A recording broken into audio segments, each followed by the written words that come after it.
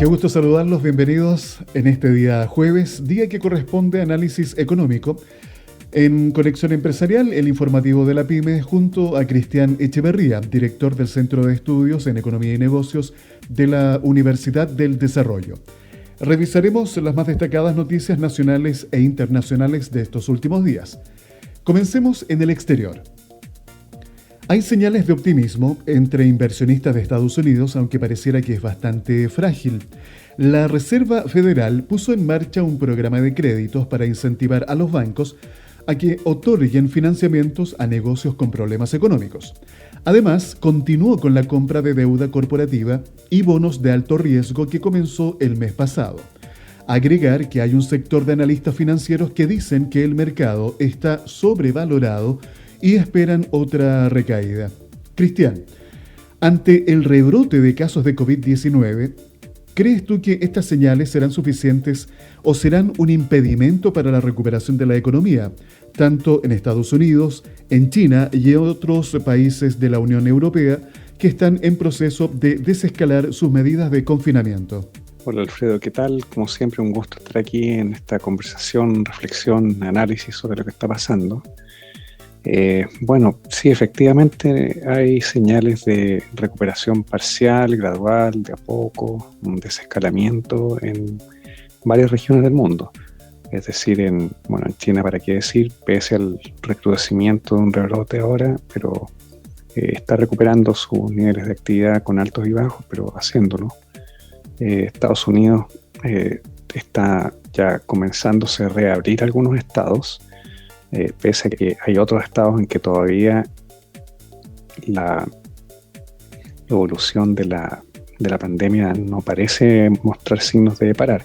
Entonces hay una mezcla de realidades, pero pese a esta mezcla de realidades, el promedio es que Estados Unidos está de a poco retomando, reabriendo la economía y el funcionamiento económico de un nuevo modo, con todos los resguardos, con todos los costos que significa. También en Europa hemos visto que hay una recuperación de actividad, una normalización gradual también en Inglaterra, en Francia, en Alemania, en Italia, España, en fin. Entonces, sí está habiendo una recuperación y las políticas masivas de apoyo, tanto de los ministerios de Hacienda como de los bancos centrales, siguen en pie, siguen en su lugar. Y respecto a la suficiencia de esas políticas, de esos programas de crédito, de esos estímulos a mantener vivos los negocios que estén con problemas económicos, esos procesos de compra de deuda privada, digamos, que están haciendo la Reserva Federal y otros bancos centrales, bonos corporativos con distintos grados de riesgo. Entonces, claro, eso está básicamente ayudando al sector corporativo a paliar la situación, entregándole liquidez a cambio de activos financieros, es decir, liquidándolos a valores no de mercado, porque los mercados están absolutamente deprimidos. Entonces, en el fondo está habiendo una especie de transferencia, subsidio, apoyo, sin duda, a las empresas en problemas especialmente. Entonces, en cuanto a la suficiencia, la verdad es que está relacionado a cómo sigue evolucionando, porque si la economía empieza realmente una senda de recuperación, la respuesta es sí, habría sido suficiente. Si la economía muestra signos de continuar un deterioro con altos y bajos, una montaña rusa seguida de rebrotes de la epidemia y las paralizaciones de las medidas preventivas a continuación, no sabemos si va a ser suficiente, puede que no llegue a serlo. Y si a todo esto se conjuga el fantasma que está rondando, que es un riesgo real, todavía no alto, pero un riesgo que ha aumentado últimamente, que es la posibilidad de una crisis financiera o dificultades en el sistema de pago. Eso, claro, en ese contexto las medidas actuales no van a ser suficientes y tendrían que haber nuevas medidas de emergencia adicionales de una escala y una cobertura mayor, probablemente. Pero eso es especulativo, eso es totalmente mirar un futuro que es incierto y que puede evolucionar en varias direcciones y no sabemos en cuáles, es decir, todas tienen probabilidades parecidas. Eso es lo complicado de este momento de incertidumbre. Así que, bueno, claramente las medidas de apoyo ayudan, pueden ser suficientes con el actual escenario, pero pueden ser insuficientes con un escenario más adverso que no sabemos si se va a revelar o no, y que tiene alguna posibilidad de materializarse. Claro que un escenario de riesgo no es un escenario base, pero tiene probabilidad, no es descartable del todo. Con este panorama internacional de incertidumbre que nos describe Cristian, ¿te parece que revisemos qué sucede en nuestro país, en donde actualmente tenemos un escenario donde se asume que los efectos de la pandemia del COVID-19 se han seguido prolongando e intensificando? El Consejo del Banco Central decidió activar nuevas medidas de estímulo. La evolución de la economía requiere de una intensificación del impulso monetario. Por ello, junto con mantener la tasa de política monetaria en 0,5%, decidió ampliar el uso de instrumentos no convencionales, así lo dijo el ente emisor. Entre las medidas se considera una compra de activos por $8.000 millones y una segunda etapa de una línea financiera para bancos por un monto de $16.000 millones, destinado, entre otros aspectos, a la entrega de crédito bancario a pequeñas y medianas empresas, como los créditos COVID, un instrumento que hasta la fecha ha recibido una lluvia de críticas por su baja cobertura y además la lentitud de la banca en otorgar los préstamos. Cristian, vamos al detalle, por favor, de estos anuncios. Bueno, el diagnóstico que hace el Banco Central de Chile es bastante crudo y bastante, adverso, ¿cierto? En comparación con lo que fue el IPOM de marzo. Creo que está constatando, la gravedad de la situación en términos de la severa perturbación que ha significado la paralización de la actividad económica en la capacidad de generación de ingresos de los hogares, especialmente de los sectores más vulnerables, que lo grueso persiguen la mayoría de sus ingresos son del trabajo y de trabajos no remunerados, sino que de trabajo independiente, por cuenta propia, sector informal de la economía, en fin. Entonces, es una situación muy complicada para los hogares, no para todos los hogares por parejo, pero para los más vulnerables, sin duda. Es una situación muy complicada también para la capacidad de generación de ingresos de amplios sectores del aparato productivo y de servicio. En particular para el sector retail, comercio detallista, ¿cierto? Restaurantes, hotelería, alojamiento, turismo y servicios personales. Entonces, de eso estamos hablando de un porcentaje importante de la fuerza de trabajo. Y claro, lo que se está viendo es que se materializa este escenario muy adverso en un recrudecimiento, empeoramiento de la tasa de desempleo, en las caídas que el Banco Central internaliza en su informe de política monetaria para la evolución del Producto Interno Bruto este año, que está entre el 4,5 y 6,5% de caída. Ahora, no es descartable que el Banco Central continúe ajustando estas proyecciones para el cierre de este año en lo sucesivo, como suele hacerlo el Banco Central en general, que va ajustando gradualmente a medida que obtiene nueva información, y en este escenario en particular, que es especialmente fluido o cambiante, ¿cierto? No olvidemos que hace un mes atrás estábamos relativamente confiados de que estábamos haciéndolo relativamente bien en términos de control de la pandemia, y ahora vemos que la verdad es que no era así. Y se están aumentando los rumores de que va a ser necesario mayor cuarentena o mayores medidas más estrictas.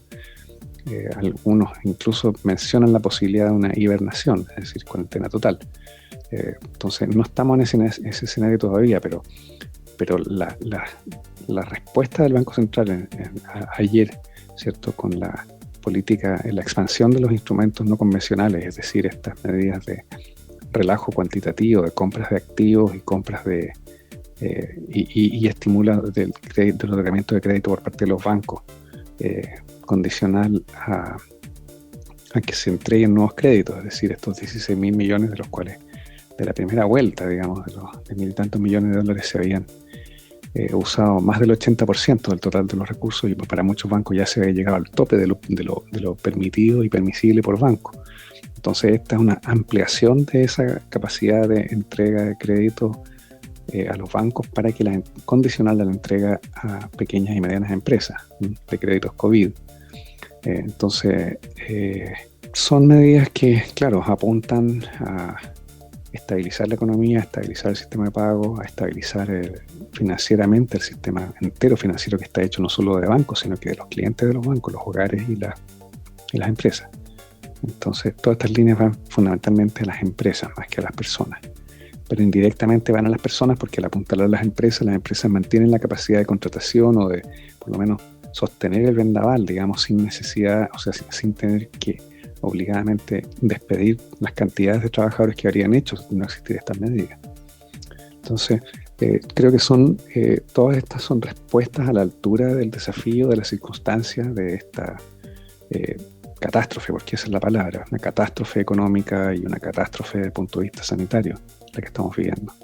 Entonces son todas medidas de catástrofe y sin embargo no es descartable que puedan implementarse nuevas medidas adicionales, como por ejemplo una que está muy arriba de la mesa en la discusión y ya se está insinuando, es que al Banco Central se le amplíen las facultades constitucionales, y esto tiene que ser a través de un cambio legal, de la ley orgánica del Banco Central, pero se le amplíen las facultades constitucionales para disponer de más herramientas de las que dispone actualmente, porque las que dispone actualmente están probablemente llegando a su techo, no solo por la capacidad del Banco Central, sino que por la capacidad también de las empresas y de todos los agentes, incluido el gobierno. Entonces, no es descartable que se le autorice al Banco Central a comprar deuda pública, por ejemplo, que es algo que está absolutamente prohibido en la ley orgánica actual. Y por esa vía el Banco Central podría estar contribuyendo a financiar el enorme gasto público que está haciendo el gobierno. Entonces, esa es una de las posibilidades. Estamos en Conexión Empresarial, el informativo de la PYME, en Análisis Económico, hoy jueves, junto a Cristian Echeverría. Cristian, ¿te parece que profundicemos un poco más sobre lo que es el IPOM? El informe de política monetaria del mes de junio. El Banco Central de Chile indicó que prevé una contracción, escuchen bien, de entre menos 5,5 y menos 7,5% para el 2020, la peor en 35 años, y producto de la emergencia de la pandemia del COVID-19. Las proyecciones están sujetas a un nivel de incertidumbre mucho mayor al habitual. Cristian, ¿es este el peor IPOM que te ha tocado conocer? ¿Qué tan grave es? Bueno, como ya dije, el IPOM es, yo diría, el informe de política monetaria más sombrío que he visto en la historia. Probablemente, bueno, en el año 82 no existía el IPOM, no existía un informe de política monetaria. Pero los análisis que hacía el Fondo Monetario y otros analistas sobre nuestra economía hoy día eran semejantemente sombríos y adversos. Entonces, bueno, y es sombrío porque junto con constatar la gravedad de la situación que estamos viviendo en la capacidad de generación de ingresos, en el empleo, en las tasas de desempleo, en la subsistencia de empresas de todos los tamaños, también plantea un escenario muy complicado mirando hacia adelante porque va a ser de una recuperación gradual, lenta probablemente más lenta de lo que el Banco Central incluso declara o constata en el informe de política monetaria actual. En esta discusión si va a ser una recuperación en forma de V o en forma de U. Yo creo que va a ser una recuperación en forma de V, pero en que el lado derecho de la V corta va a ser bastante más plano que el lado izquierdo, es decir, caímos rápido y nos vamos a recuperar probablemente en forma semi-sostenida, con altos y bajos, pero por un tiempo bien prolongado, porque una U supone que tú caes, guateas y después recuperas rápido, pero la V con el lado derecho de la V ampliada probablemente va a tomar más tiempo en recuperar niveles de crecimiento y actividad económica como los que teníamos, de lo que sería una recuperación en forma de U. Entonces, creo que eso es lo que se deduce del informe del Banco Central y además siembra muchas dudas e incertidumbres en sus análisis sobre cuál va a ser la extensión y la velocidad de recuperación de ese lado de la V corta, es decir, de ese lado de la recuperación, a qué velocidad va a ser, cuánto tiempo va a tomar, y insinúa que los efectos van a durar por los próximos 2 años probablemente en el mercado del trabajo, en el crecimiento y la actividad económica. Así que mi percepción es que, bueno, Es un análisis crudo, un análisis bien sombrío, como digo yo, bien realista en todo caso. Creo que es de lo más realista que le he visto al Banco Central en bastante tiempo. Y realista tanto en lo conocido como en lo desconocido, en la incertidumbre y lo que nos espera por delante. Así es que eso es lo que te puedo decir.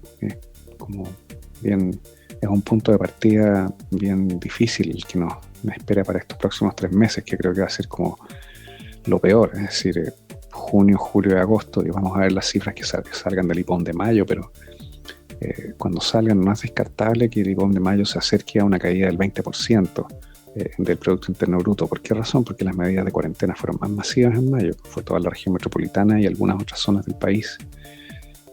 Y ahora en junio, que se amplía, se expande más se expande el periodo, la ventana de cuarentena para la región metropolitana, y ahora entran otras regiones y otras zonas urbanas importantes del país. También junio probablemente mostrar cifras muy muy malas en comparación con 12 meses, o sea, caídas de producto también en torno a 15 o 20% del producto. Y esta realidad creo que va a seguir por los meses de julio y agosto probablemente. O sea, en comparación con 12 meses va a mostrar caídas muy importantes, entre el 15 o un poco más por ciento de la actividad, para empezar de a poco a mostrar variaciones positivas o en torno a cero en comparación mes a mes, pero siempre en comparación con 12 meses vamos a estar en contra, es decir, en situaciones adversas de crecimiento en comparación con el mismo mes del año pasado hasta el mes de octubre, en que creo que octubre, como el mes de octubre fue tan baja base de comparación del año pasado, 2019, producto del estallido, la protesta social, es previsible que en octubre empiece ya definitivamente a haber crecimiento en 12 meses o un menor decrecimiento, ya acercándose a cero.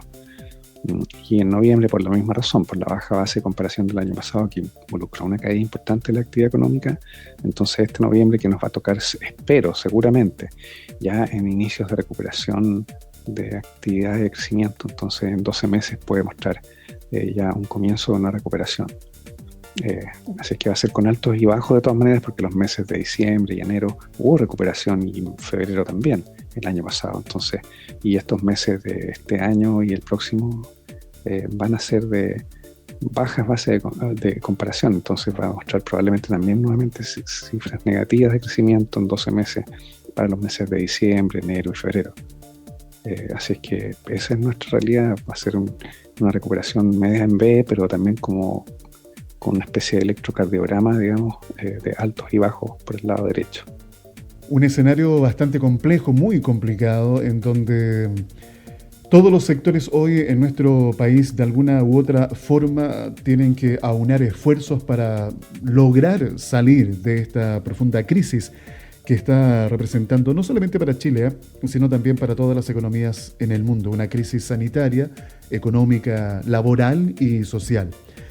Cristian, llevándote a otro tema, la agencia calificadora de riesgo Moody's señaló este martes que la liquidez obtenida por compañías chilenas durante el 2019 y hasta los 3 primeros meses del 2020 ayudará a la industria a sobrellevar la desaceleración económica que enfrentará el país por la pandemia del COVID-19.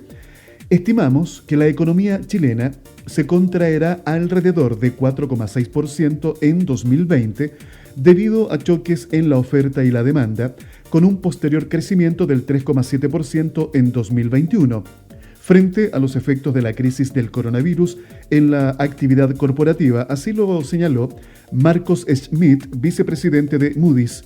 Sin embargo, las compañías no financieras de Chile parecen haber tenido mayor liquidez al comienzo del brote del coronavirus y estaban preparadas para atravesar el difícil escenario.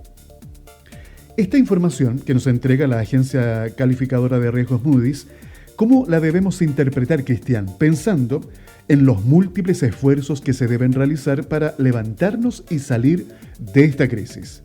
Sí, la agencia Moody's constata que hubo durante el año 2009 y un poco desde antes, en verdad, que las empresas grandes, básicamente, aprovecharon la oportunidad de bajas tasas de interés para acumular recursos, endeudarse y acumular liquidez, previniendo para tiempos más difíciles. Más la acumulación de excedentes propios, digamos, que en vez de repartos de dividendos o otras cosas fueron acumulados también como liquidez, y eso a algunas empresas, Moody's básicamente mira a empresas grandes, acumularon liquidez y les da alguna holgura para esta situación que estamos viviendo. Pero alguna, de todas maneras, porque ninguna empresa tiene capacidad de subsistir 4 o 5 meses sin generar ingresos y manteniendo toda su dotación y todos los contratos vigentes y todas sus, cadenas de proveedores activas. Entonces, y las empresas medianas y pequeñas en Chile no están dentro de esto. Algunas, en general las empresas medianas y pequeñas tienen limitado acceso al financiamiento, con dificultades, el tema recurrente que siempre se quejan de que no pueden acceder al financiamiento que necesitan. Así que en verdad esa constatación de parte de Moody's afecta más bien al sector corporativo formal grande, empresa grande. Y aún así ninguna empresa grande tiene la capacidad de pasar sin mayor problema una suspensión importante o retracción importante en la demanda y en su capacidad de generación de ingresos. En un momento va a tener que empezar a hacer ajustes dolorosos, digamos, de despidos, de cierres de plantas o faenas, de suspensión de proyectos en ejecución, porque la situación, es de una gravedad y de un horizonte además bastante. Nos queda un largo camino después que pase la pandemia, un largo camino hasta que se normalice la economía. Pueden ser 2 o 3 años en mi perspectiva. Así es que esa es la realidad de las empresas grandes en contraste con las empresas medianas y pequeñas. Bien, Cristian, el tiempo nos alcanza. Las gracias por acompañarnos en el encuentro de hoy, revisando las principales noticias económicas de Chile y el mundo. Como siempre, gracias Alfredo también por la invitación. Es un agrado estar contigo en esta reflexión, conversación. Quedo atento para una próxima oportunidad. Que esté muy bien. Así hemos revisado el día de hoy las principales noticias económicas de Chile y el mundo. Nos damos cuenta de que la verdad estamos pasando por un momento bastante complejo. Y yo creo que muchos de nosotros ni siquiera dimensionaba cuando recién comenzamos a escuchar de esta pandemia, de esta crisis sanitaria, que comenzó por allá en Wuhan en diciembre del año pasado y que llegó a Chile en marzo de este año. Nunca tuvimos, tal vez en mente, la proyección de estar hoy viviendo esta profunda crisis que, vuelvo a reiterar, tiene distintas aristas: económica, social, laboral y, por supuesto, sanitaria. Pero tenemos que seguir adelante.